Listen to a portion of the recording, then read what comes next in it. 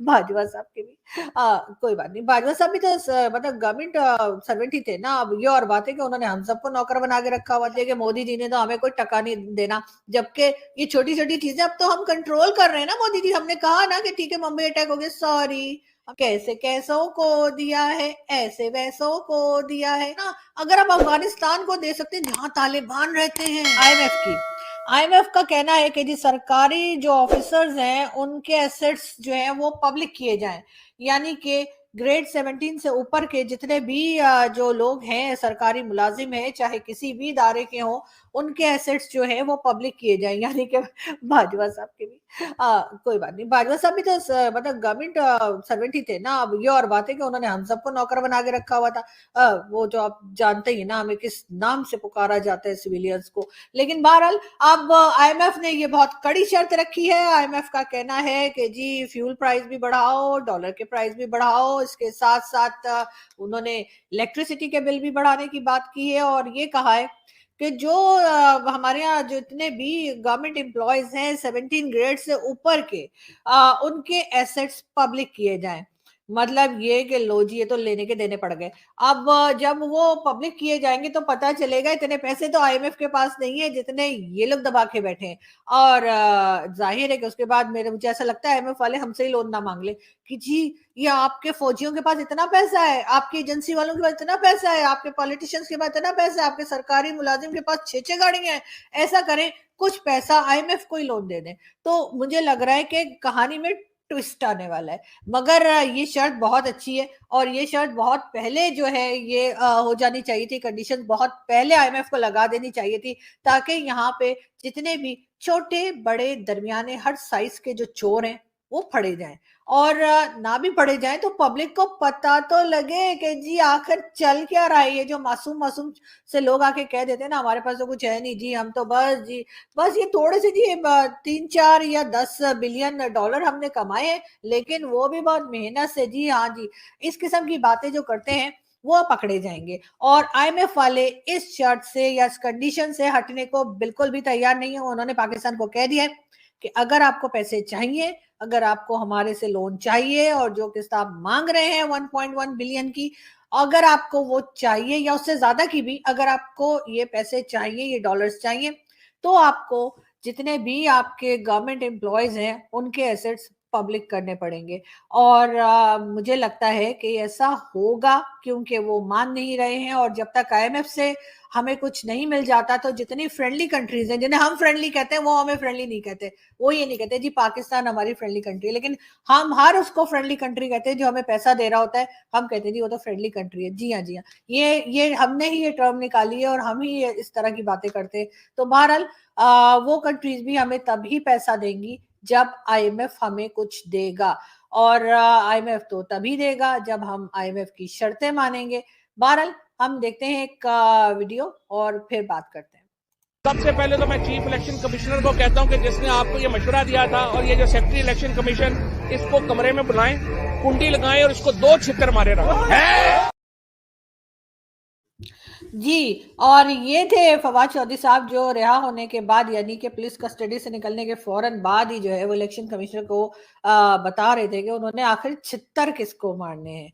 बार बार कहा जा रहा है कि जी जो वहां पे अटैक हुआ था केपीके में, यानी कि पेशावर की मस्जिद में, उसके बारे में ये भी कहा जा रहा है कि जी कोई सुसाइड बॉम्बर ऐसा नहीं हो सकता कि वो इस तरह का ब्लास्ट कर सके जिससे कि छत भी गिर जाए और साथ वाला घर भी गिर जाए। कहा यही जा रहा है बार बार कि लगता है कि जी कहीं ना कहीं मस्जिद में हर तरफ जो है वो कहीं और मजीद बारूद भी रखा हुआ था, और उसके बाद इस आदमी ने जो है वो अपने आप को उड़ाया है और इस तरह से नुकसान हुआ है। लेकिन सवाल ये है कि वहां पर बारूद पहुंचा कैसे, वहां पे इस किस्म की हरकत हुई कैसे, और एजेंसी वालों बेचारे क्या करें।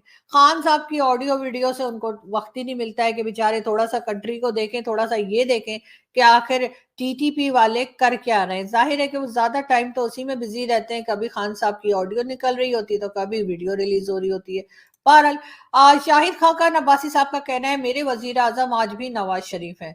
बहुत अच्छी बात है सर। जैसे पीपल्स पार्टी वाले कहते हैं ना आज भी भुट्टो जिंदा है, तो आप भी कह दीजिए कि आज भी नवाज शरीफ साहब जो है वो प्राइम मिनिस्टर है। कहने में क्या जाता है, लेकिन आप जानते ही होंगे कि बीच में इमरान खान साहब भी आके प्राइम मिनिस्टर बन के और उसके बाद निकल लिए पतली गली से, और आजकल शहबाज शरीफ साहब हैं और उनकी भी कुछ समझ में नहीं आ रहा कि आखिर वो पैसा मांगे तो किससे मांगे और किससे ना मांगे। मगर एक बात जरूर है, इंडिया में बजट आया है और इंडियन बजट में इंडियन गवर्नमेंट ने तकरीबन 200 करोड़ रुपीस जो है वो अफगानिस्तान के लिए रखे हैं कि वो वहां पे डेवलपमेंट का काम करेंगे। मतलब ये कि मोदी जी हद हो गई है, मतलब कमाल ही हो गया है। मतलब आप अब अफगानिस्तान में जो है वो आप इन्वेस्टमेंट कर सकते हैं, अफगानिस्तान को आप पैसा दे सकते हैं, लेकिन आप पाकिस्तान को नहीं दे सकते। मतलब कैसे कैसों को दिया है, ऐसे वैसों को दिया है, तो मुझको भी तो लिफ्ट करा दे।